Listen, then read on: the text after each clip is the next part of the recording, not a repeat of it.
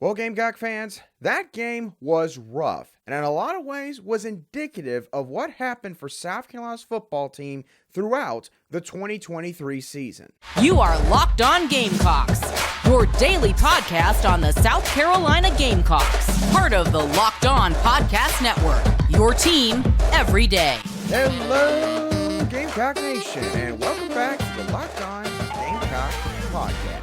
I'm Andrew Lyon, the host of this podcast and a staff writer for Gamecocks Digest over on SI.com. Thank y'all so much for making the Locked On Gamecocks podcast your first listen or watch for your team here today. We are free and available both on YouTube and wherever you get your audio podcasts daily.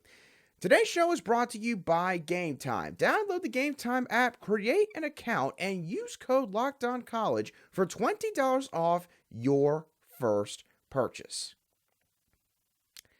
South Carolina did not have the storybook ending that they were hoping for this past Saturday night as the Gamecocks fell to their arch rivals in the Clemson Tigers by a final score of 16-7. And I did not do a reaction show to this game on Sunday because, quite frankly, I felt like that there would have been a lot of reaction in saying that pretty much y'all knew what happened in this game, which is that the defense showed up, the offense did not, and that South Carolina just made too many mistakes that were insurmountable at the end of the night. And in a lot of ways, this loss against the Clemson Tigers this past Saturday night was emblematic of the entire 2023 season for South Carolina. The first way in which this loss was emblematic of this entire season is the fact that South Carolina, they just never played complementary football. It was usually one unit was playing good and the other unit was not. Or in some cases, neither unit, neither the offense or the defense, was playing well for the Gamecocks. And against Clemson, obviously, this was a rare game where South Carolina's defense showed up for all four quarters. And South Carolina's offense, quite frankly, was just MIA. The Gamecocks defense only allowed the Tigers to enter the red zone one time throughout the entire football game. And that was on their final drive when Clemson was running the ball to try and run out the rest of the clock. South Carolina's offense, they also only entered the red zone one time, and that was late in the first quarter on their lone touchdown drive of the entire football game. We saw this a lot this season. Usually it was the offense that was doing well, at least throughout enough stretches, and the defense was not showing up. But in these final couple of games, it was reversed. And again, that's why South Carolina found themselves with a 5-7 record when they left Williams-Brice Stadium this past Saturday night. Another thing that happened in this game that was a trend throughout the season, you could go very different ways with this topic, but self-inflicted mistakes. South Carolina had about the worst start that you could have possibly imagined to this football game. It is a game in which you're facing your arch rivals. You are playing in front of a packed Williams-Brice Stadium on Saturday night under the lights. You're playing to try and make it to a bowl game by securing a victory in this matchup. And I just have to be truthful here. The offense let the moment get to them early. Spencer Rattler completed a pass to Xavier Legette for a first down on the very first play of the game for South Carolina's offense. And then I believe the very next play, Rattler would also throw the ball once again to Xavier Legette, this time on a swing pass. But in my opinion, it was a backward lateral. Xavier Legette did not catch the pass. And neither he nor Marion Brown jumped on the football. At least they didn't seem to go after the football immediately once it hit the ground. And Clemson freshman safety Khalil Barnes picks it up and just jogs basically his way back to the end zone for a touchdown. And just like that, 35 seconds into the football game, Clemson is up 7-0, and their offense hasn't even touched the football yet. Then the very next offensive drive, on the first play, South Carolina, they dial up a play action shot play. Basically, they had three different guys going deep. I believe it was Nicholas Harper on the left. Xavier Legette basically had the middle route, and Amari Brown had the route that was carrying him towards Clemson's sideline. Amari Brown was wide open, had nobody on him, but Spencer Rattler basically stared down Xavier Legette and just threw the ball up to him. And look, I can understand it. He has been your guy all season long. He is the guy that's going to be playing on Sundays for a very long time once this season officially ended. But it was just a horrible decision by Spencer Rattler to throw that football. One of the worst decisions that he had made all season, and unfortunately, it came at a really bad time at the start of this game. And again, maybe South Carolina doesn't do anything with that offensive possession, but what if they don't turn it over? Dowell Loggains has proven that he is quite good when it comes to scripting the first 15-20 plays for his unit at the start of these games. And I have to imagine that South Carolina's offense turned over the ball twice in the first three plays sort of changed all of that and changed the mood surrounding his play calling for the rest of that half, as I'll get into later on in the show. The last thing that popped up in this game, one of the last reasons why I think South Carolina lost to Clemson on Saturday, was questionable coaching. Second quarter, offensively speaking, I thought that the play calling from Dowell Loggains was very conservative, almost too conservative. It seemed like to me that he was a little bit gun-shy to try and let Spencer Rattler sit back there and unleash the football down the field after what all had happened on the first couple drives. The one scoring drive South Carolina had, that one touchdown drive, I don't think Spencer Rattler threw it beyond, 15, 20 yards really but once. Otherwise, it was a lot of quick passes to the perimeter and Mario Anderson Jr. breaking off a couple of runs. That's what got them down the field. And in the second quarter, they did not really stray away from that strategy. And Clemson, being as good of a defense as they were and are still, they adapted pretty quickly. They adjusted very easily to that game plan, and they shut down South Carolina's offense in the second quarter and then obviously in the third quarter. And then Shane Beamer, in the fourth quarter, you got about 10 minutes to go. Your offense has actually gotten on Clemson's side of the field, I believe, for the first time since literally late in the first quarter. You are down 9 points at this juncture in the football game, and you don't know if your offense is going to get that far down the field again, quite frankly. But Shane Beamer decides to call for a punt on 4th and 7. I was stunned by the call in the press box. I could not believe that that was Shane Beamer's final decision. I was not the only media member that thought that that was not a good call. And it turned out to backfire because Clemson got a couple runs to go here and there. They got a couple first downs. They churned out about 3 minutes. It went from about 9 minutes left in the game to about 5.5 or 5 when South Carolina got the football back on offense. But for the sake of field position, they decided to punt. Shane Beamer decided that they were going to punt. Spencer Rattler also, you could tell when he was walking to the sideline, he was not happy with the decision from Shane Beamer. Shane Beamer's had a couple of head-scratching calls in these kind of moments this season, particularly that one and the one against Missouri. And I thought the one against Missouri was pretty egregious, but this one tops that, in my opinion, especially, again, considering everything riding on the game. You got to be aggressive there. You have to be aggressive. You can't punt the football in that situation.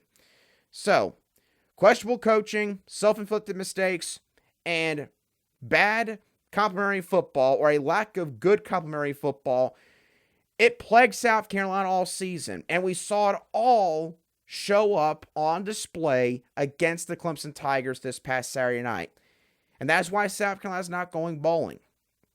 And coming out of this game, there's been a lot of opinions that have been put out there about South Carolina's two primary coordinators, offensive coordinator Dowell Loggains and defensive coordinator Clayton White. So what are my overall thoughts on both of those guys and how they performed this season and maybe what they could do for South Carolina moving forward? I'll dive into all of that in just a couple moments right here on Locked On Gamecocks. Today's show is brought to you by Game Time.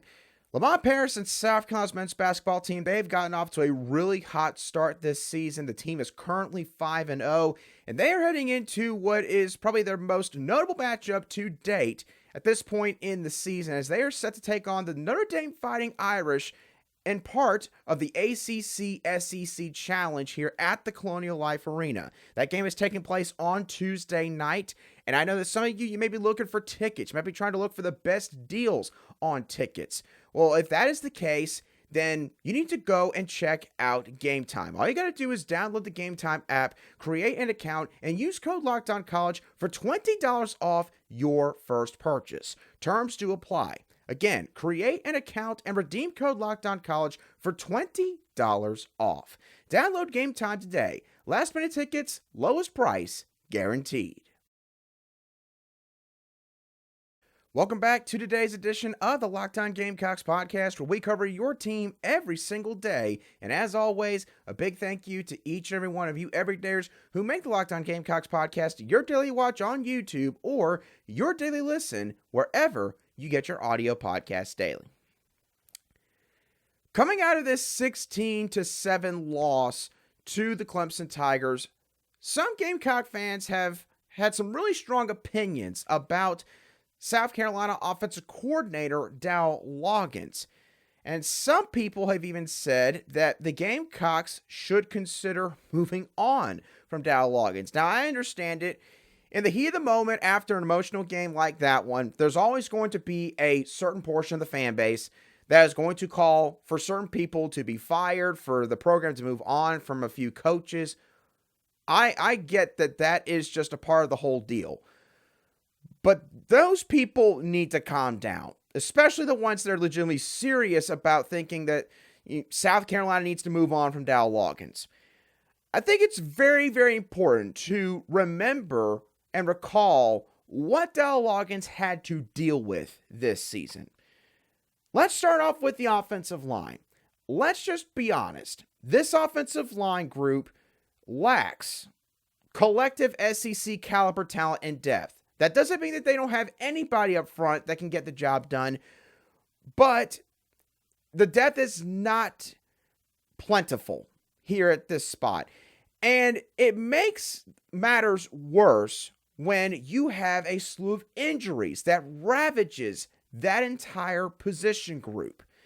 South Carolina only had the same lineup collectively along the offensive line for 4 games this season. No offensive line is going to see massive amounts of success when you don't have continuity because of something like injuries. And you compound that with the reality of this group right now in terms of talent and depth, it just makes matters worse. And that is why South Carolina had the worst rushing attack in the SEC.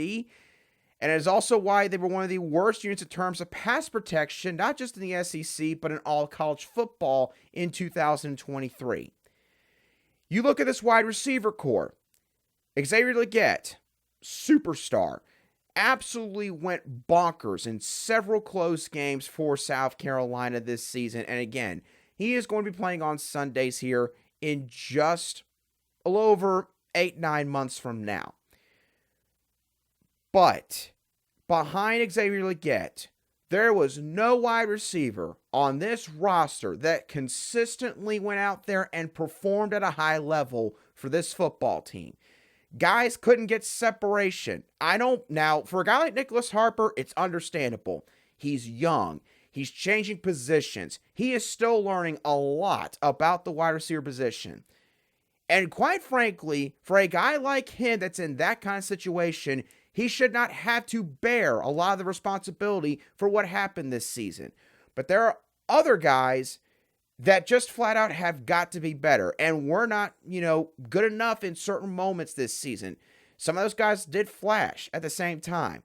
But you need more consistency out of this group. And Dowell Loggains did not have that this season. And then the running back room. You look at that group. Mario Anderson Jr., he might have been the best portal pickup for South Carolina this past offseason. Because if you did not have him, the situation at running back would have been dang near disastrous. Dacarrion Joyner, he did everything he could for this football program.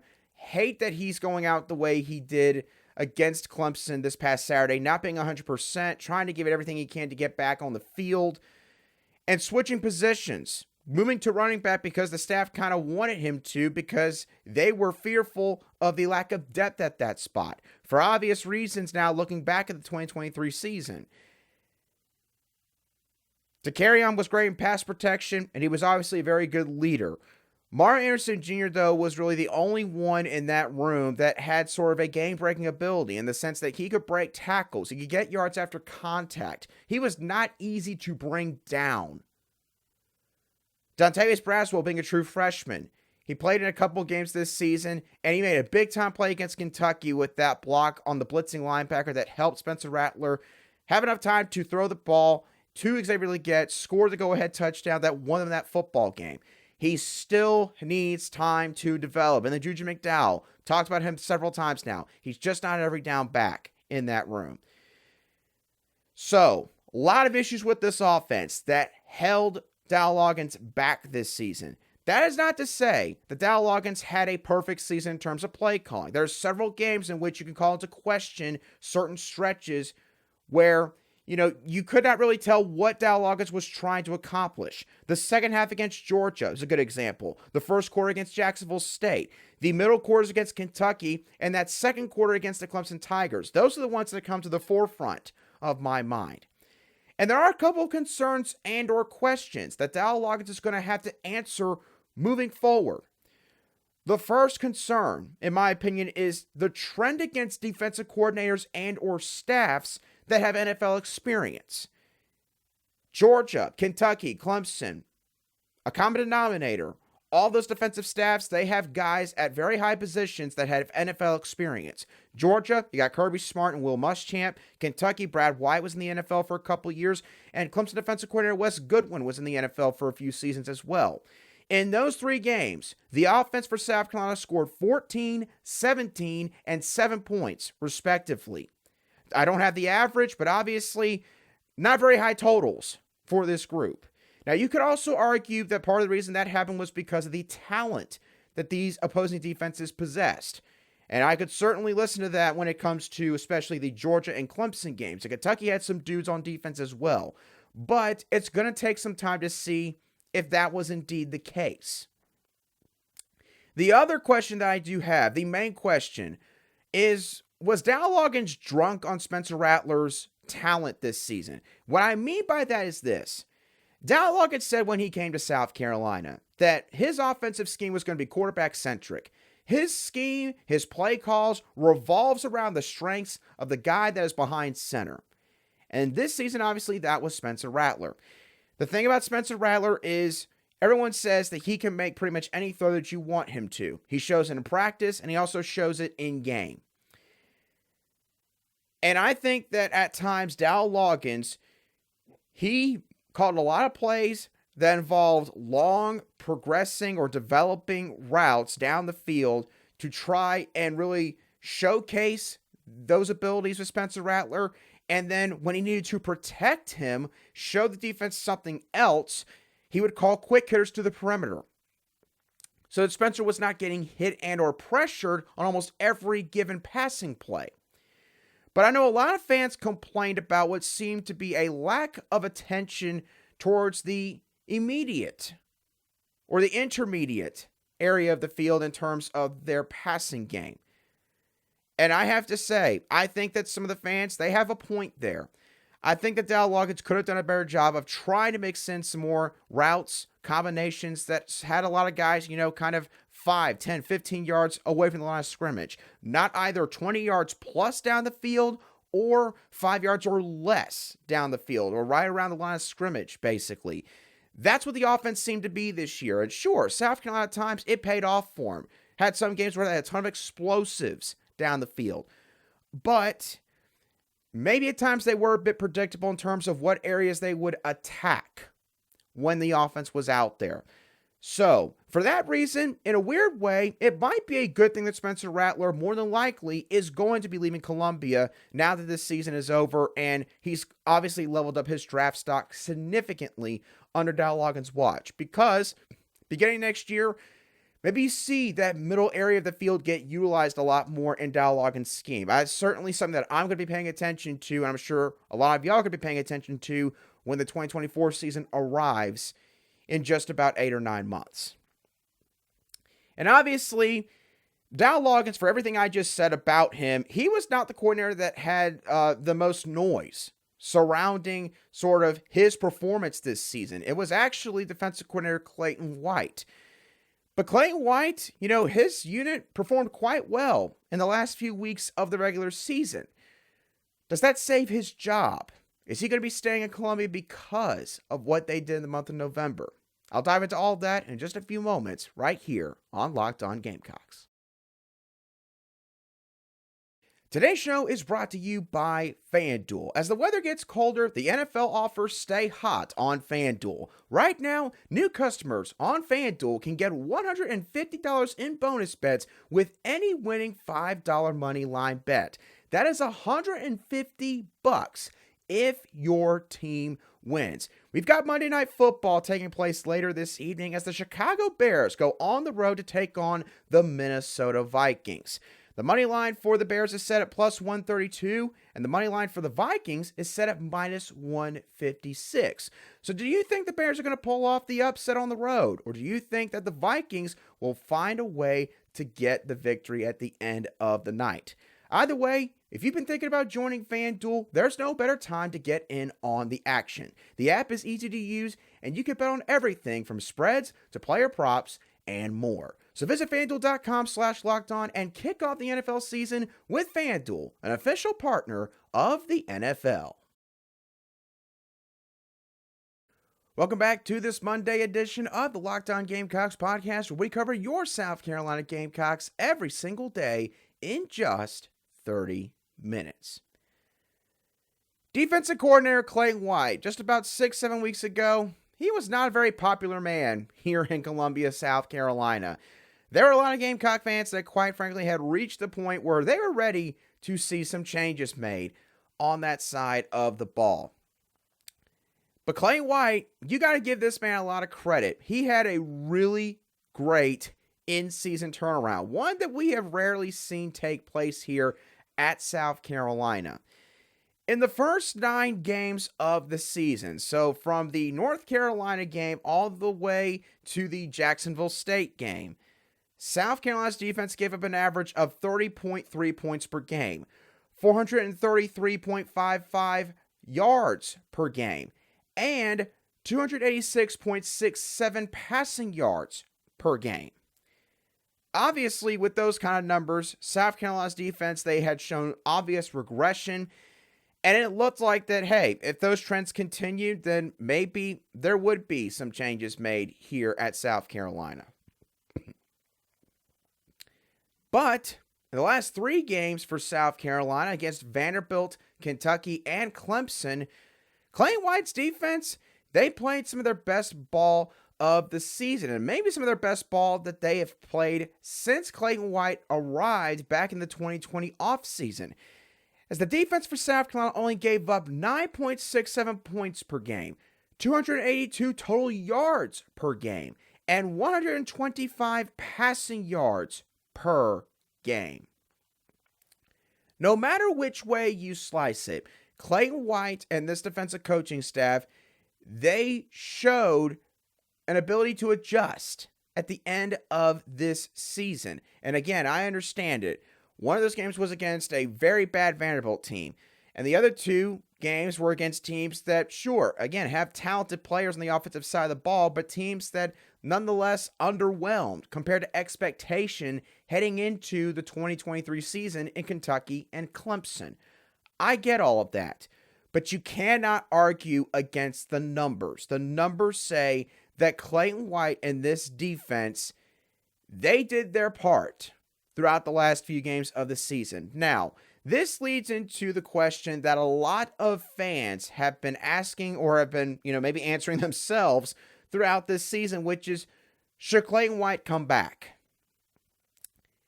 I'm not going to give y'all my definitive opinion on that, but here is what I will say. If I am a South Carolina Gamecock fan, it would concern me a little bit. The fact that it took so long for this defense to finally be overhauled in terms of some of the schematic changes. Now, obviously, overhauling a scheme, that is not easy in and of itself.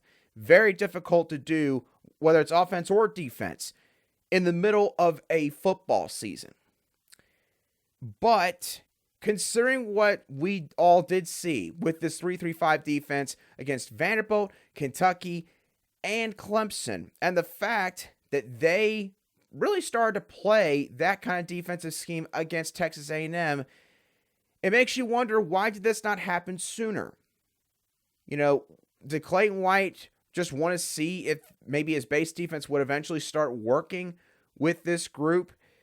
Did Shane Beamer have to step in at any point and say, hey, y'all got to change some things up? Because clearly something is not clicking with the players on that side of the ball. I would be concerned if I was a Gamecock fan regarding how long it took for this defense to finally see a turnaround. Now, you also have to acknowledge the fact that still, they did finally make some massive changes. And they clearly worked tremendously. And here's the other thing I will say.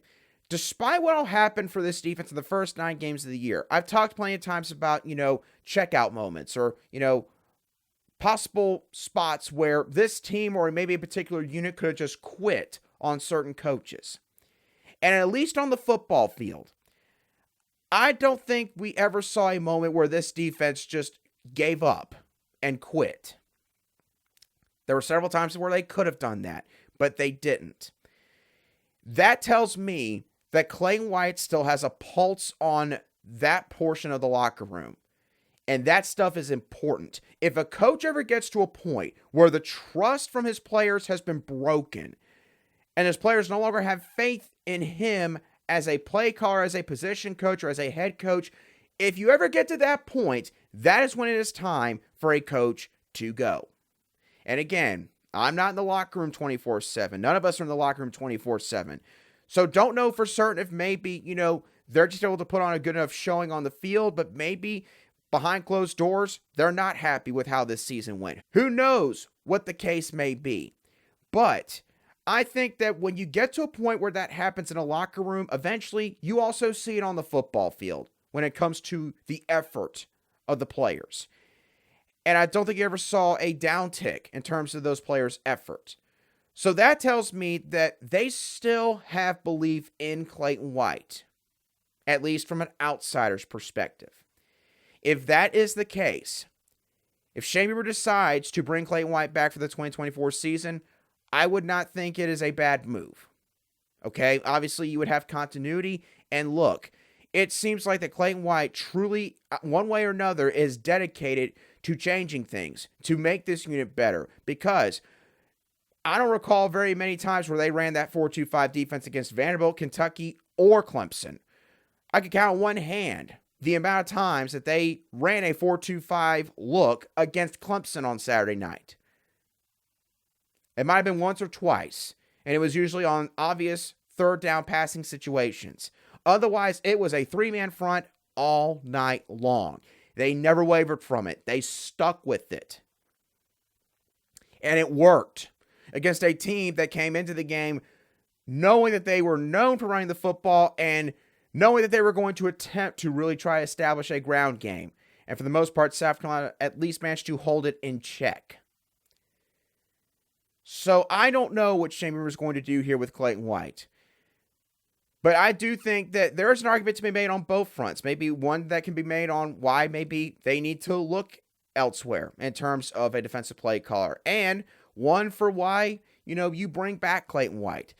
See if with the improved depth at certain spots and more talent coming in, if this defense can be even better next year. Maybe, just maybe, you don't have to scrap the 4-2-5 in its entirety, but you need to draw back some of the concepts you were trying to employ in that front and use it for maybe more of a passing down situation. And otherwise stick with the 3-3-5. There's a couple of different paths that Shane Beamer can go down when it comes to how he wants to handle this defensive coaching staff moving forward. But at this point, either choice would not surprise me as far as Clayton White and his future here at South Carolina. With all that being said, that is going to do it for today's edition of the Locked On Gamecocks podcast. I hope y'all thoroughly enjoyed today's show as always. What are y'all's thoughts on Saturday night's loss against the Clemson Tigers and how some of those moments were emblematic of what all happened in 2023? And also, what are your thoughts on how Dowell, Loggains, and Clayton White both performed throughout this season? Let me know your thoughts down below in the comments section if you watch today's show on YouTube, or shoot a direct message on X at @ALion_SC if you listen to today's show on an audio podcast app. As always, thank y'all so much for tuning in. Have a great rest of your Monday and a fantastic start to the work week. I'll be sure to catch y'all on the next show of the Locked On Gamecocks podcast.